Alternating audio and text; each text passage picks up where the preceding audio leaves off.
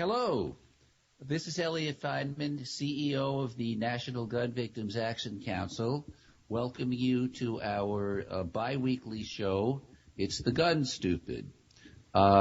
We have a lot of interesting things to talk about today, and we have a couple of special guests. Rabbi Praver, one of the leading clerical people from Newtown, who was very instrumental in responding to the horror and tragedy of that day in Newtown, will be joining us. He's become a leader in the search for getting sane gun laws passed.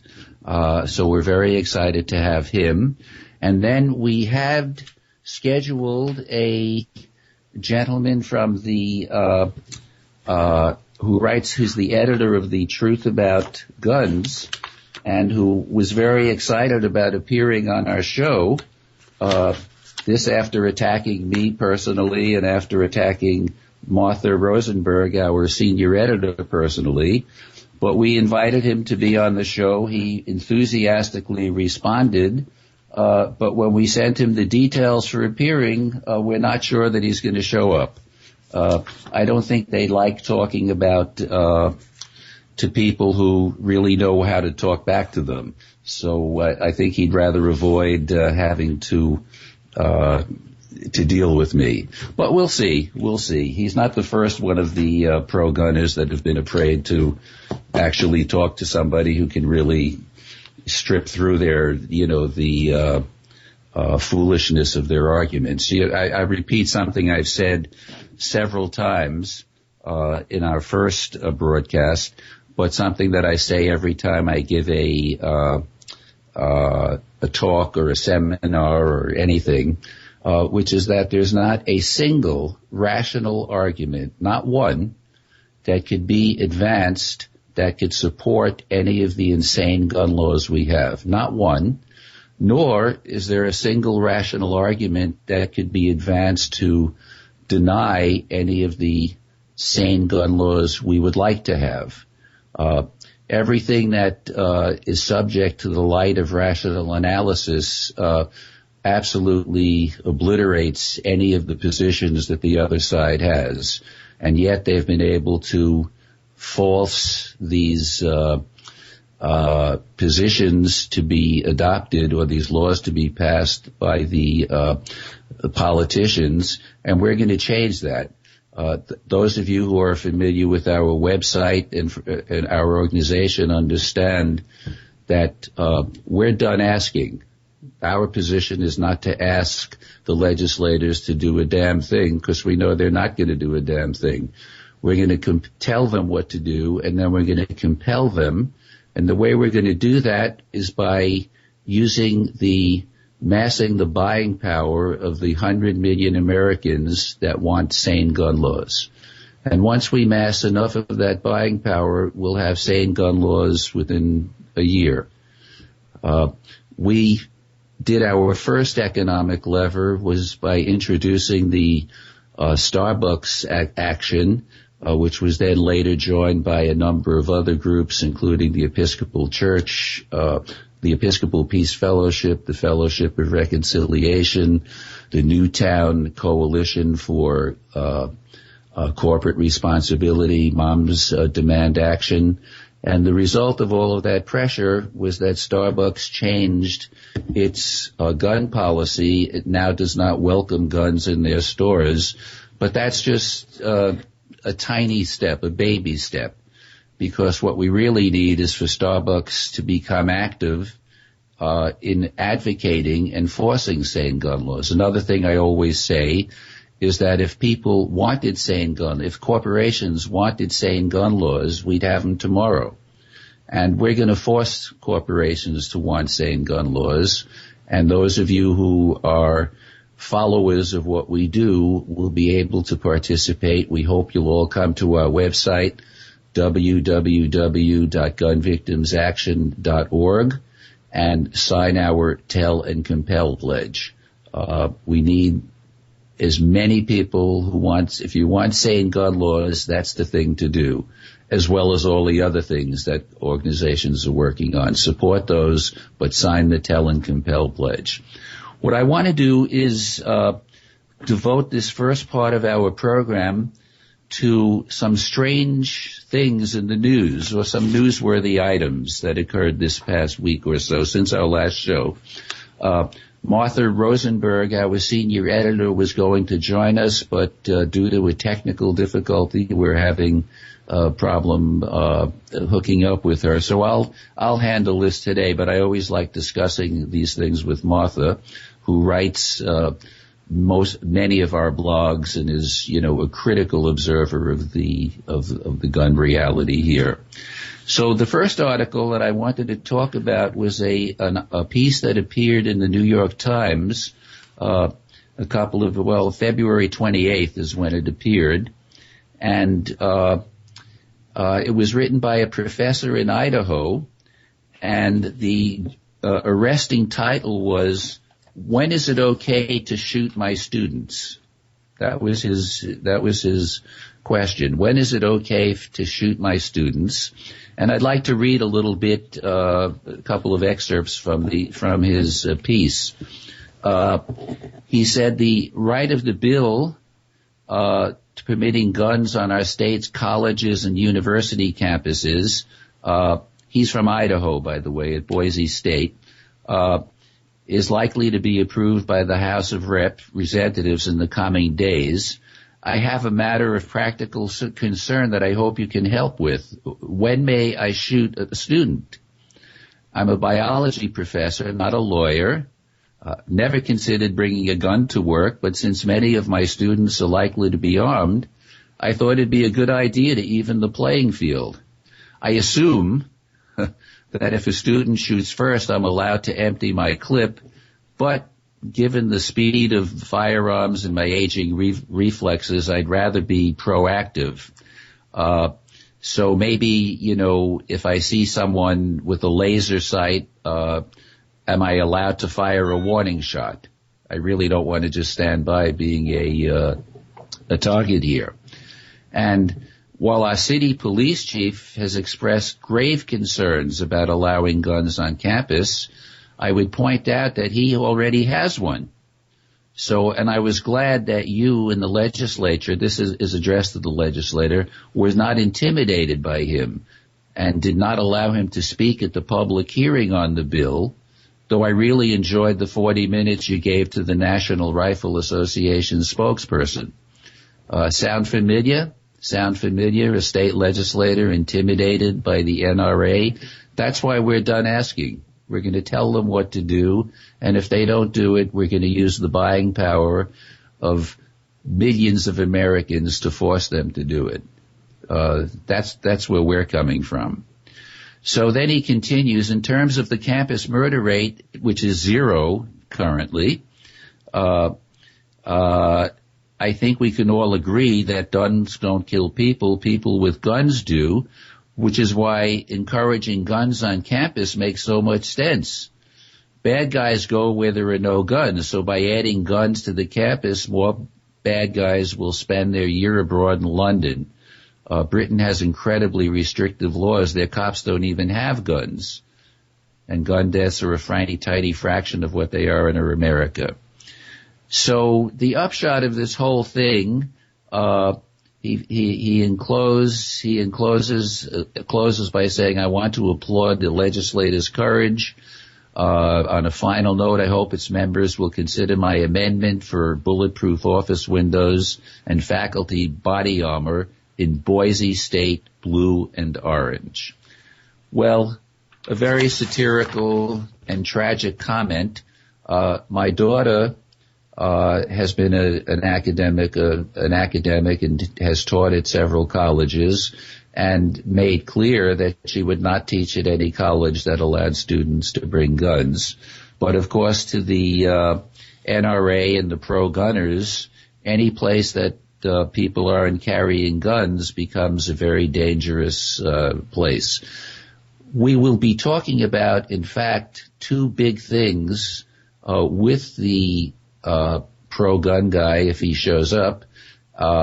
And one is confiscation of guns, and the other is gun-free zones. Two of the huge fears that the pro-gun people have, and two of the huge fears, unfortunately, that block so many of the sane gun laws that we have and cause so many of the non-sane gun laws that we have to be passed. The next thing I wanted to read was another NRA move that happened in the Missouri state legislators this couple of days ago. This happened right at the end of February, and the legislature was introducing an amazingly restrictive bill, something that would make any pro-gun person shiver with fear, because what they were introducing was a requirement that if you had a gun stolen or lost, you had to report it in 72 hours. Imagine. You'd have to report it in 72 hours if you had a gun stolen or lost. Of course, most of the guns that are stolen or lost are actually sold to criminals, but put that to the side. That bill was ready to be passed, in fact, in the Missouri Senate, but due to NRA pressure, as per the article, they changed the bill, and of course, the NRA had all kinds of fantasy arguments about passing such a bill would be restrictive. It would be a threat to gun owners' Second Amendment rights. It would be the first step towards confiscation. That's one of their memes, that any gun law, any sane gun law, is a threat to is the prelude to confiscation. So that was the second thing I had wanted to discuss with Martha, but I'm discussing, of course, with our audience. The third thing was the NRA's letter dated February 26, 2014, to the Honorable Harry Reid and the Honorable Mitch McConnell, the Senate Majority and Minority Leader, going essentially ballistic because the NRA objects to the appointment of Dr. Murthy to be the Surgeon General. And Dr. Murthy's major crime and major reason why he should not be accepted, and the NRA violently opposes his confirmation, is that he had the temerity, the actual temerity, if you can believe this, to call gun violence a public health issue. Can you imagine? Gun violence, a public health issue? Who would have thought? So naturally, anybody who thinks that gun violence is a public health issue is a tremendous threat to the NRA and to the pro-gun lobby and extremists. And what's pretty interesting is that the NRA doesn't want any policy based on opinion or political belief or any points of view. They want it based on hard data. But what makes that so typical and convoluted and paradoxical, of course, is that the NRA has blocked the one place where we could have gotten hard data, which is from the Center for Disease Control. They've destroyed the funding for doing research at the Center for Disease Control because their argument goes that if they do research at the Center for Disease Control, they're just fronting an anti-gun agenda. Anything that produces facts would be, in fact, an anti-gun agenda. And to just give you a feeling for it, in 1993, from 1993 to 1996, the CDC was given $2.5 million a year by the government to do research. In 1997 to 2000, based on NRA pressure and compliant Congress people, that fell in half, to less than half, to 1,150,000. For the period 2009 to 2012, in other words, currently, that number is 102,000. So here, on the one hand, the NRA is saying, no, we have to have facts, but to get the facts, they've denied the funding for those to gather those facts. Again, these are things we're going to be dealing with, but it's just important everybody be aware of what's really going on here. We have to take a break now, and we'll be back in a couple of minutes to talk with the distinguished and brave and wonderful Rabbi Praver, Shaul Praver from Newtown.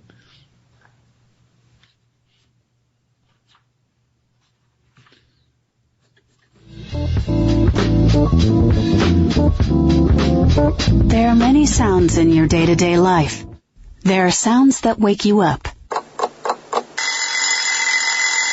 Sounds that make you smile.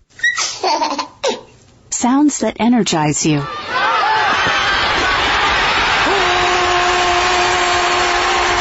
And sounds that help you relax. But there are some sounds that can alert you to danger and can help save lives.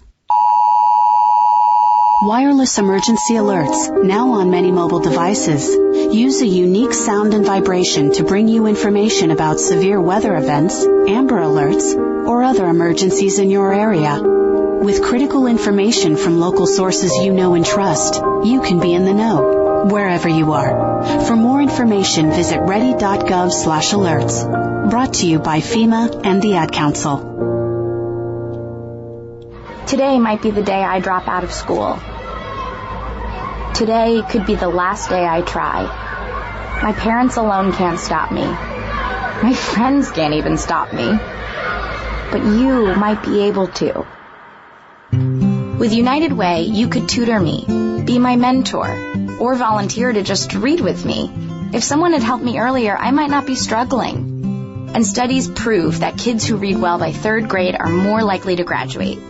There are tons of ways people like you can help kids like me stay in school. And United Way is calling for you to be one of them. Because it takes 12 years to create a graduate. It takes about the same time to create a dropout. And the difference between me becoming one or the other could be you. Make me a success, not a statistic.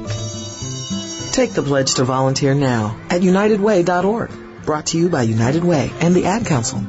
On the next episode of Recipes for Disaster. So we've got our neighbor Paul coming over tonight for a barbecue, which is why I prepared a delicious lemon rosemary steak marinade from my special collection of old family recipes. To make sure the steaks are extra tender, I left them marinating out on the counter overnight, just like Nana used to. Maria may mean well, but without food safety, it never ends well. Always thaw or marinate foods in the refrigerator at 40 degrees Fahrenheit or below, or you could make your friends and family really sick. Maria's neighbor Paul didn't think twice about the steak he ate until he was presenting his company's financial forecast to the board. That's when a sudden bout of food poisoning made it explicitly clear that profits weren't the only thing on the rise.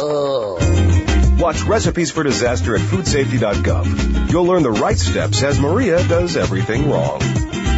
Brought to you by the USDA, HHS, and the Ad Council.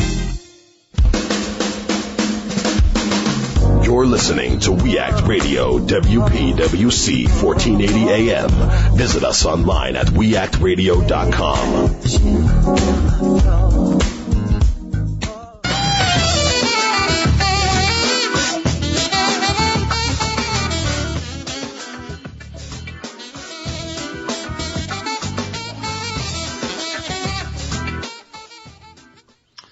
Well, welcome back to It's the Guns, Stupid.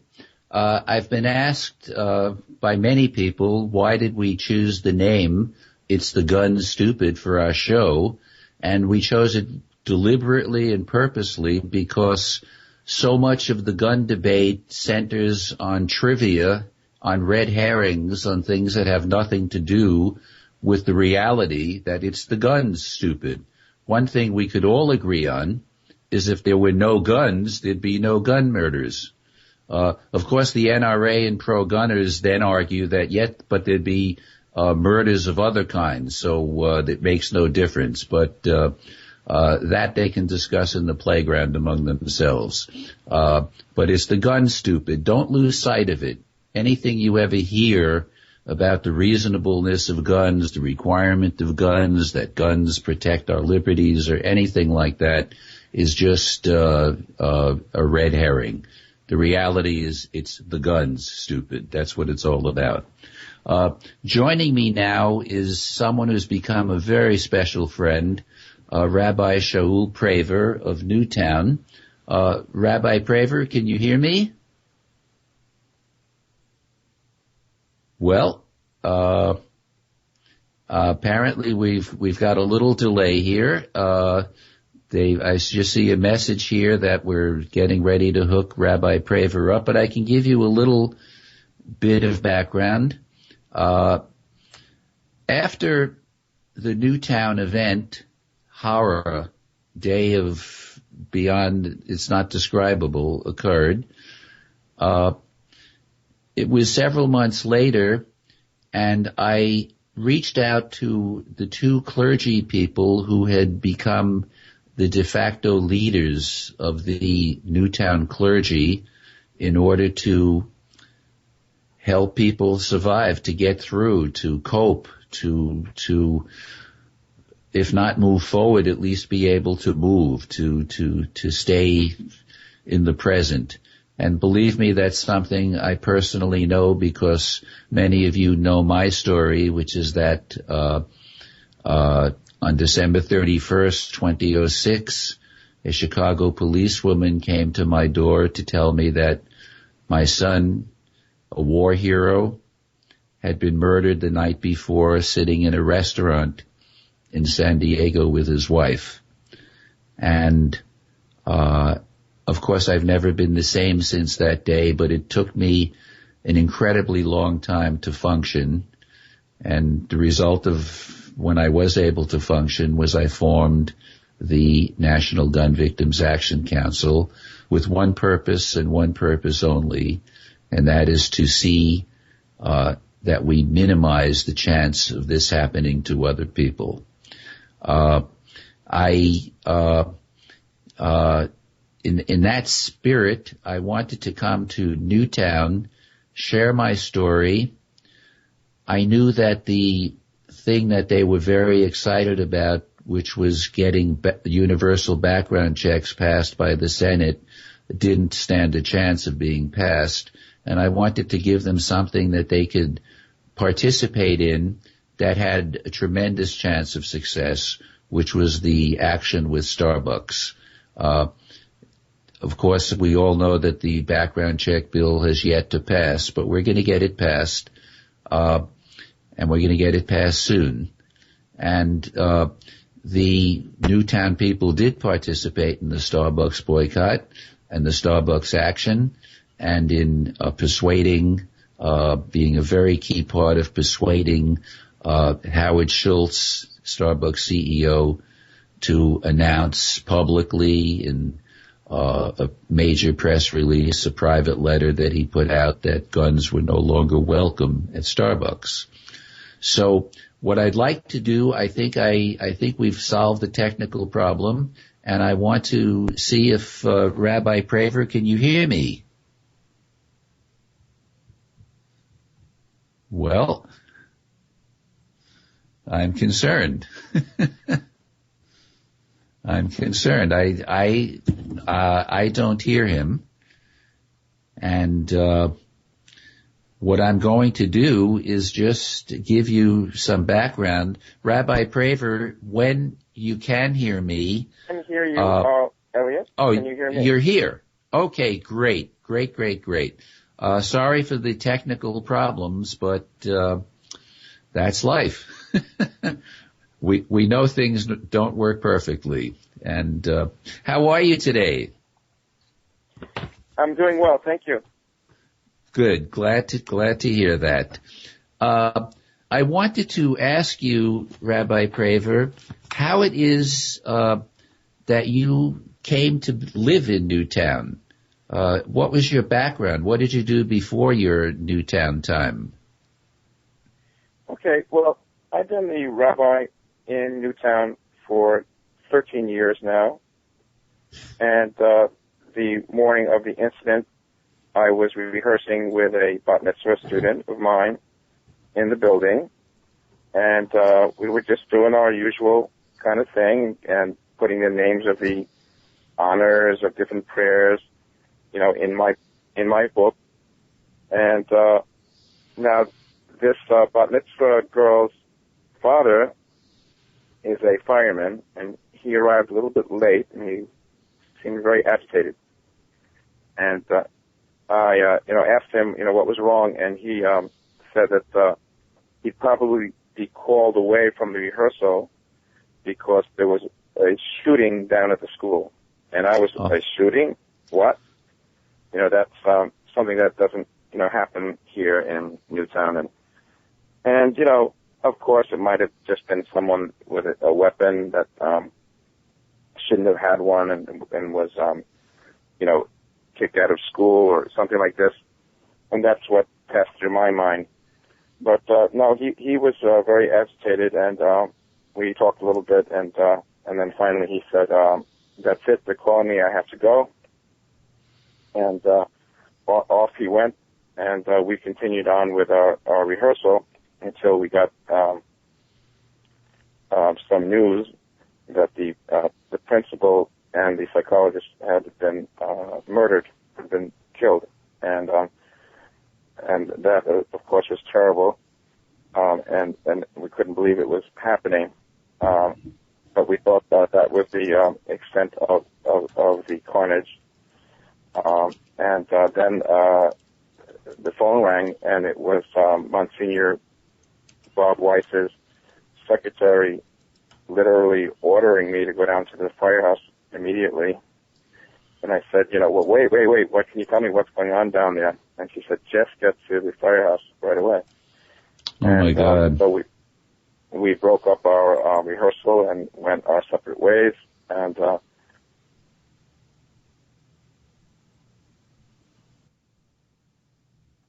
say it again, Elliot. Sorry. I lost you. The last thing I heard you say was that you were essentially ordered to go to the school, and you broke up your rehearsal and left for the school. That's correct. We broke up our rehearsal, and I ran off to the firehouse. The firehouse, I mean. Yes, sir. Yes. And, I got in there, and that event, that door that I walked through changed my life forever. Am I coming through okay? Can you hear me all right? Yes, you're coming through perfectly. Okay. Well, when I got there, of course, there was a major scene that we're all familiar with the media and the helicopters and the sirens. But when I got in there were people to my right sitting on picnic benches filling out essay questions, which I later learned, were their testimony of what they had seen and heard. And then there was a long table of teachers sitting there conferencing. And then there was a third group of mostly women in a circle taking some directions from an FBI, a female 30-something FBI person.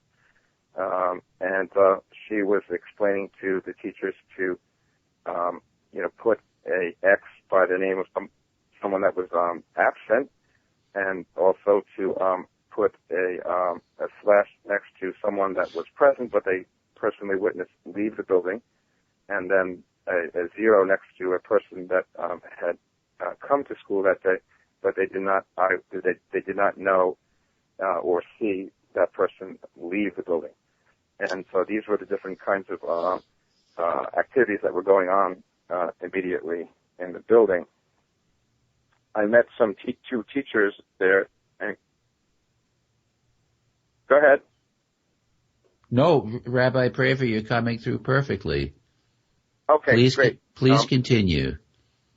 This is chilling. This is just chilling.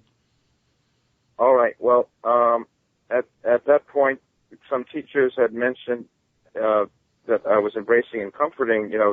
Rabbi, he killed all the children, and I went into shock, and I said, no, that's not what I heard. I just heard that that the principal and the psychologists were murdered, and they did not correct me. They knew because they had seen it. They were protecting me from that and letting me go through my process of denial, which they had already, experienced. And finally, I thought about what they said, and I Googled on my telephone Newtown, and I saw 27 dead.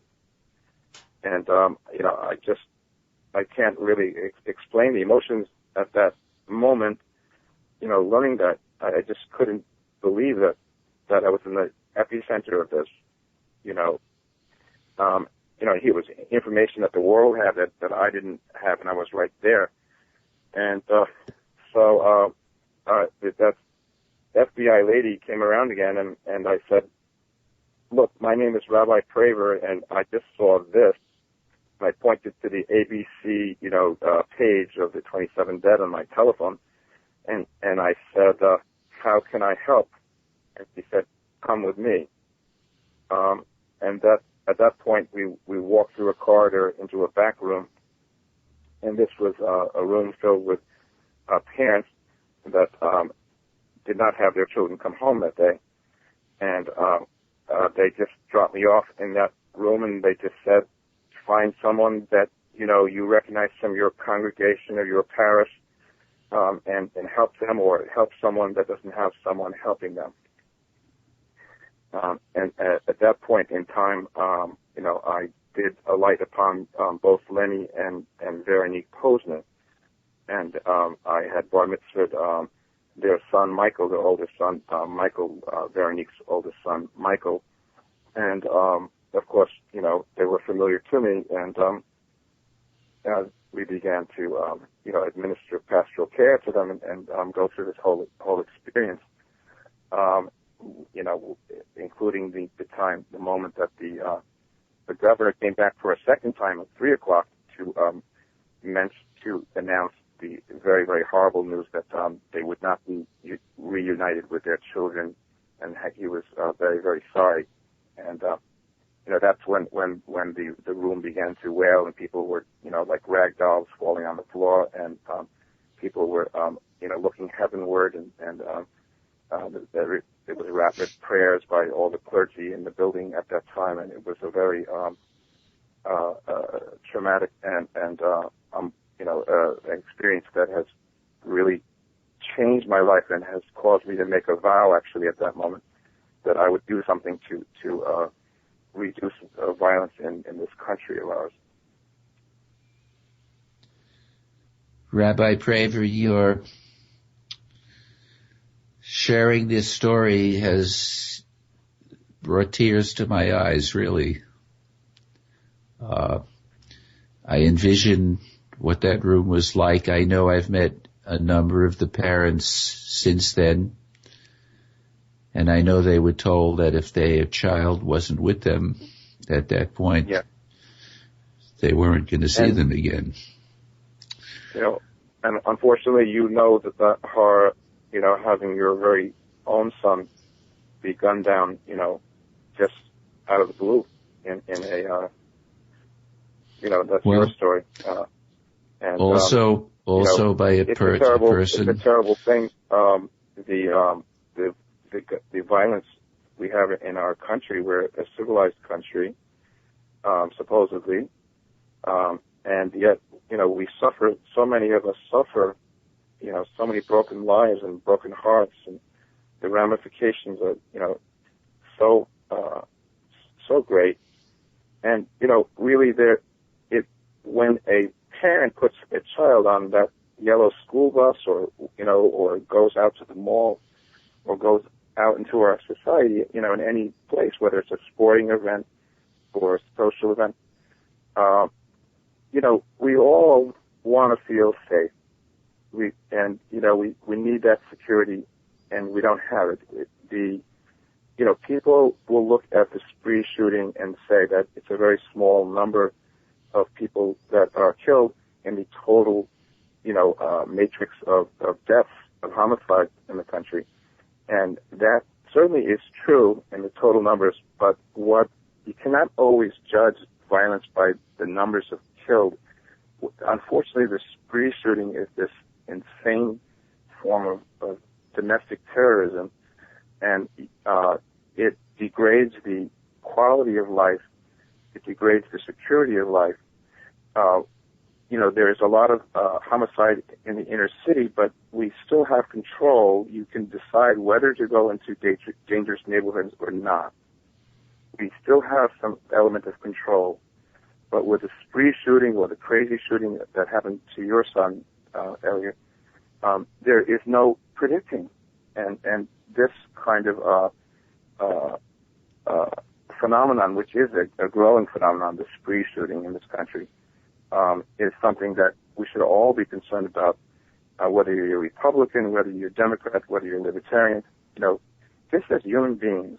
And so, we all know about the Second Amendment, and we respect it.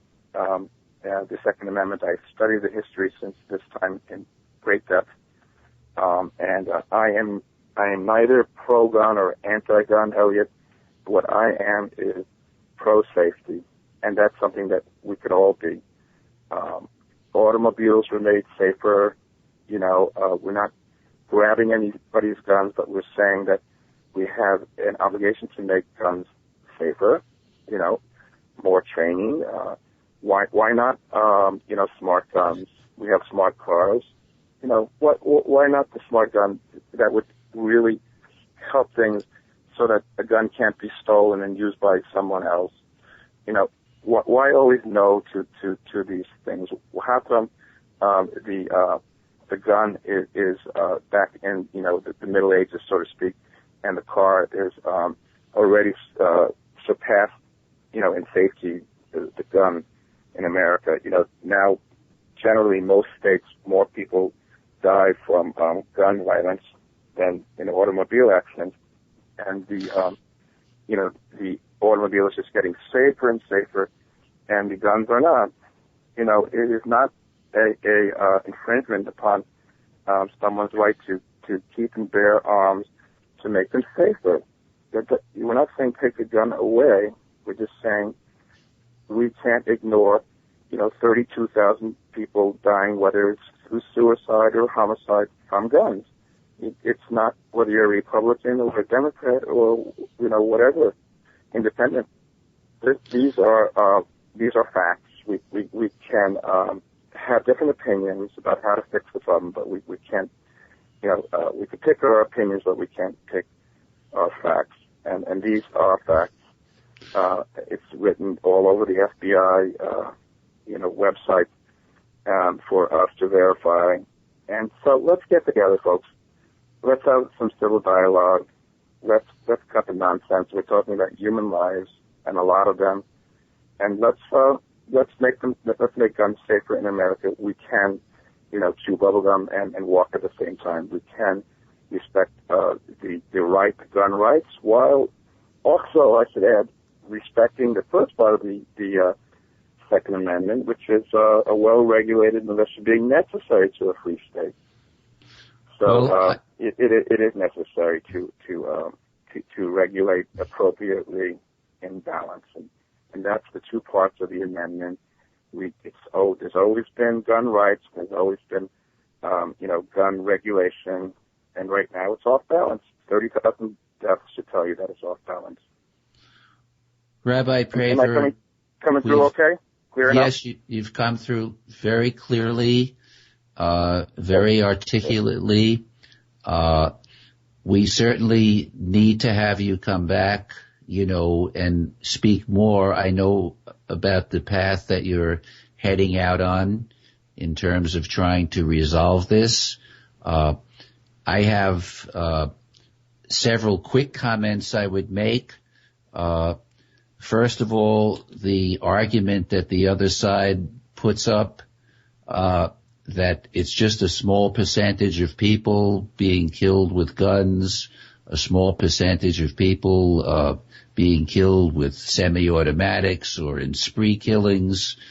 That is such a ridiculous, irrational position. It's what I call their de minimis argument. It's a de minimis argument. And to put it in context, it would be like arguing that, there were only 8 cans of soup with E. coli in them, and there's a couple of million cans out there. We should not pay any attention to these 8 cans. Means nothing. I mean, the positions that are advanced by the other side, you're a bit more tolerant than I am. Nonetheless, we're strong friends. But I love one of the things you said that I in fact say now as well. What about my Second Amendment right? And my Second Amendment right is to regulate your gun. And we're going to do it. We're going to do it. We're going to really do it. And Rabbi Praver, I know you'll be right next to me, shoulder to shoulder, and I'll be right next to you, shoulder to shoulder, and we're going to get this done. Take care. Yes, and sir. I'll see you soon. Yes, sir. We are going to get this done, and it's not when a person shoots someone in a theater because they threw some popcorn at them or their music is too loud. This is not a man. This is not a definition of a responsible citizen. Absolutely. We Absolutely. have to use in this country, we have to start using our interpersonal communication skills. And that's what a man is. A man gets up and says to the teenager, please lower the sound of the music because, it's bothering me or I have a headache. That's a man. A fool is someone that pulls the trigger and extinguishes a life for these little infractions. Well, I completely agree with you. I'm sorry that we have to cut this off. I could talk with you for hours, as we've done when I've been up in Newtown and as we'll do again. Take care, my friend, and thank you for being on the show. You've really contributed a lot. Let's all be safe. Shalom. Shalom.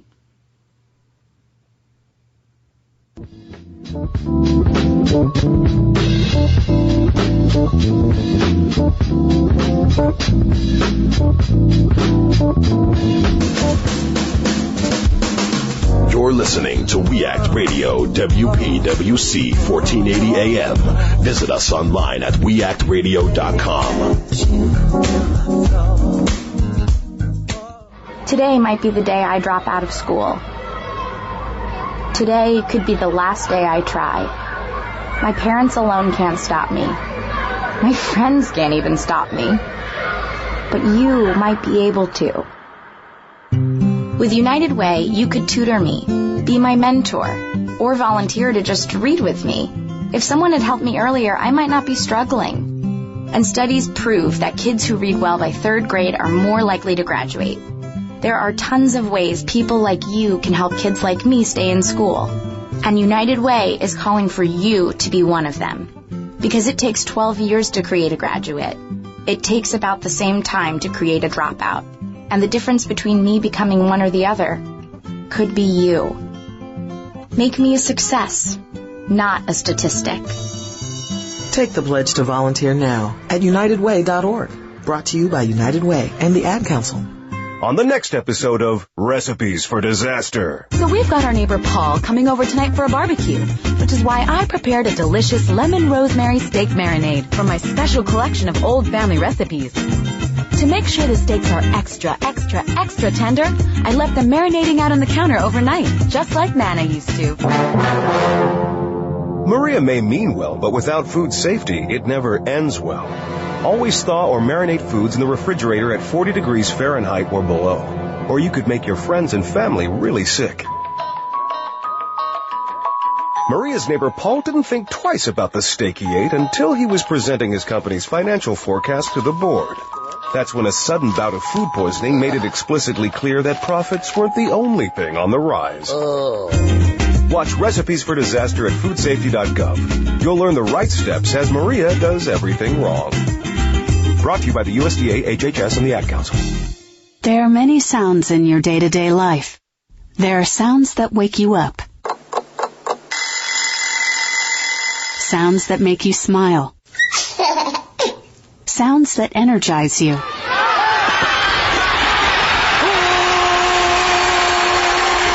And sounds that help you relax. But there are some sounds that can alert you to danger and can help save lives. Wireless emergency alerts, now on many mobile devices, use a unique sound and vibration to bring you information about severe weather events, Amber Alerts, or other emergencies in your area. With critical information from local sources you know and trust, you can be in the know, wherever you are. For more information, visit ready.gov/alerts. Brought to you by FEMA and the Ad Council. It's been a really strange day here because we've had a lot of technical issues going on, and some of them are being resolved as we're going on here. We were going to have a gentleman from the pro-gun side joining us, the editor of an organization called a blog called The Truth About Guns, a fellow named Robert Farrago. I hope I'm pronouncing it correctly.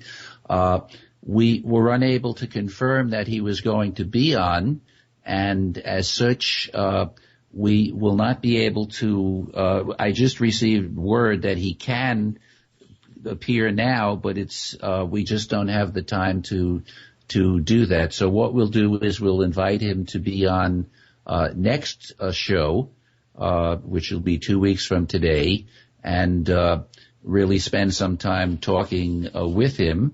Robert doesn't particularly like me. He doesn't particularly like Gun Victims Action Council. He doesn't particularly like our editor, Martha Rosenberg. That said, he is a very bright guy. He is an interesting guy and has some very strong opinions, and as do I, and I really am looking forward to talking with him. It's going to be a very important discussion. We're going to talk about confiscation. I was going to say something about confiscation now, and I may, but Robert, if you're listening or if we can reach him, please tell him that I want to have him on when we can really have some good time for talking, and we only have about 10 minutes left, and that's not going to be enough time to really explore what I'd like to explore with him and what I'm sure he'd like to explore with me. So what I would like to do is to see if we could get Martha Rosenberg, our senior editor, to join us. We had intended to do that before, but the problem is we had technical issues then too. So Martha, can you hear me? Are you able to join me for a few minutes? Yes. Hi, Elliot. Hi. I'm here, and I'm hoping that you can hear me. I've been following the show. I'm here. I can hear you, yes, perfectly. Sorry that you couldn't join me for the news section, but we'll make that a regular feature going forward. And the reason I wanted to have you on this portion of the show, and I'm sorry we couldn't clear things up with Robert Farrago. It's going to be an important conversation we'll have, but I've asked you because you interact with so many of the people on the other side to handle some of the invitations to our show.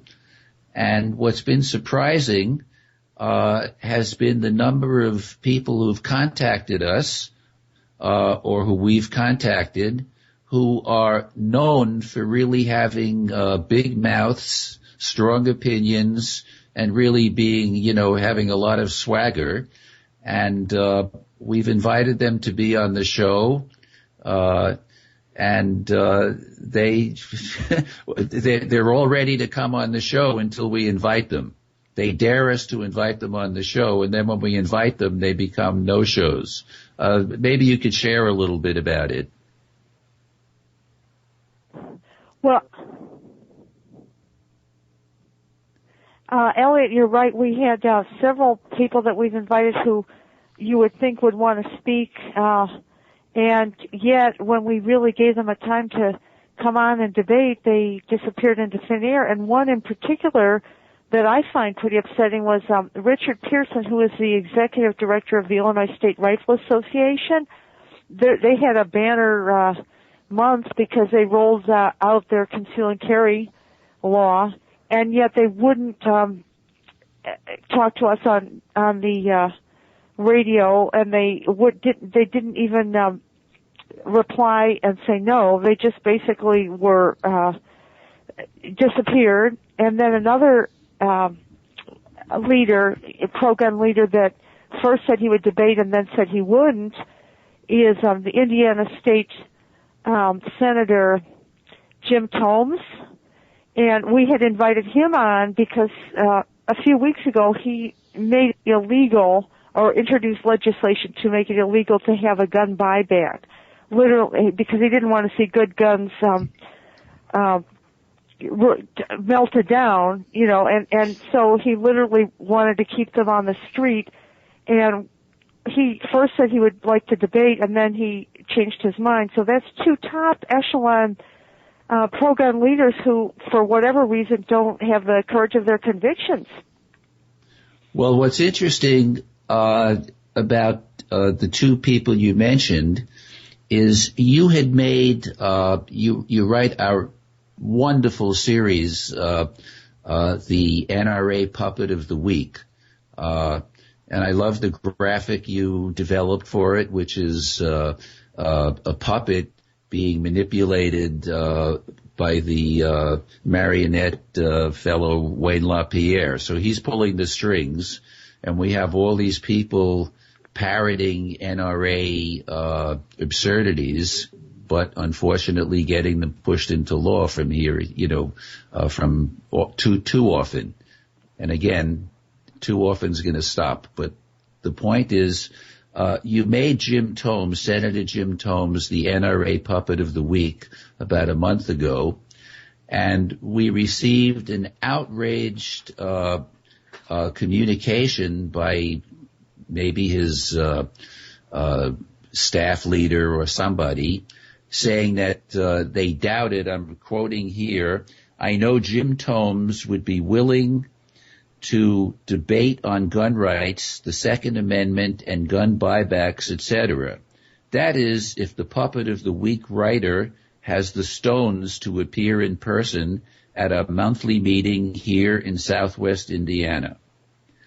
So we wrote back to him saying that I, the CEO of National Gun Victims Action Council, would in fact come down to debate them in their cozy little home. They have an organization called the Second Amendment Foundation of Indiana that was started by Senator Jim Tomes. And I said I'd be happy to come down. We'd have to set some ground rules. But I also would want Jim Tomes to appear on our show. And since he wanted to appear on our show anyway, seemed like a done deal. So we went back to them, and their response was no response. So I think I've gotten a bit of a reputation as you really don't want to debate me, because when you throw out your stupidity, your absurd, irrational arguments, I'm not going to let them get by. I'm not as polite as my good friend Rabbi Praver. Pearson, the head of the Illinois state, the NRA in Illinois, is, in my view, a caricature. He has passed up a number of times when I've asked them to debate a couple of things with me. And in particular, Pearson offers stories about how he used his gun in self-defense that are so ridiculous that if my grandson offered these stories, we'd have to sit down and have a conversation about honesty. He's the typical guy who used his guns for self-defense. Of course, he never reports the perpetrator that he allegedly saved his life or his jewelry store from being robbed or whatever it is. He just lets them go free because as a law-abiding citizen, as Richard Pearson I'm sure is, it's okay with him if he lets a known thief just walk out. Pretty, no need to report them. If they go rob someone else, that's fine with him. Well, he used his gun. And you know, Elliot, I understand that this is a heated debate and that people don't necessarily want to lose a home court advantage, by going on a show where the emotion might be, the sentiment might be against them. But I have to observe that you have at least twice gone on Fox News, which is not a real comfortable environment. And, if the debate is honest, it shouldn't matter where, what the venue is. Well, I agree. And anybody who knows me or would take the time would know that I have nothing, I don't deal in personal attacks. I deal in facts. And if you say something that's factually ridiculous, I'm going to call you on it. I'm not going to be polite. And I think that the reputation I've gotten is something that puts off a lot of these so-called, pro-gun activists.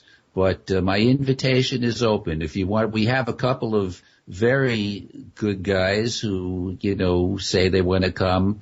One's from the Open Carry Organization or whatever. And, they're all welcome. They're all welcome because I will repeat what I said right at the beginning of the show, right here at the end, that there's not a single rational argument that any of these pro-gun supporters, any of these pro-gun mouthpieces can offer that survives rational analysis. Not one. And there's not a single rational argument they can offer that would serve to that would rationally prevent any sane gun law we would have. We'll be talking a lot more about this. I look forward to our show in 2 weeks, and I hope Robert Farrago will be here. He says he wants to be here. I'd like him to be here. And as far as everyone else, please go to our website, www.gunvictimsaction.org, sign the Tell and Compel Pledge, and while you're at it, go to our Facebook page and like us. We're very likable people if you want sane gun laws. Okay, good night, and thanks for tuning in.